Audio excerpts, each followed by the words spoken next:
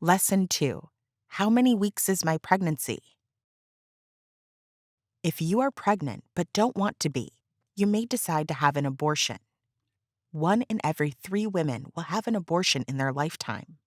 The length of your pregnancy will help determine how to safely and effectively undergo an abortion with pills. Estimating the length of a pregnancy is simple, though often misunderstood.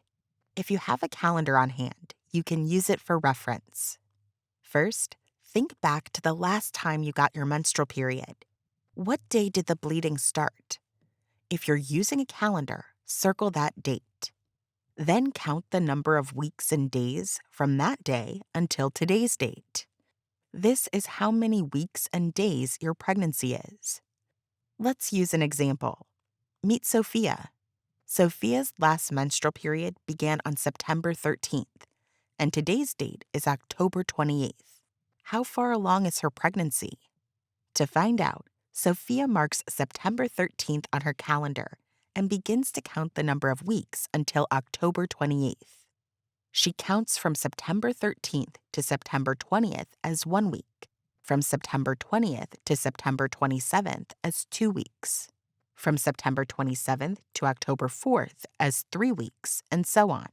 She continues like this until she reaches October 25th, which she marks as 6 weeks. Since there are no more full weeks between October 25th and 28th, Sophia counts by days. October 26th counts as 1 day, October 27th counts as 2 days, and October 28th counts as 3 days.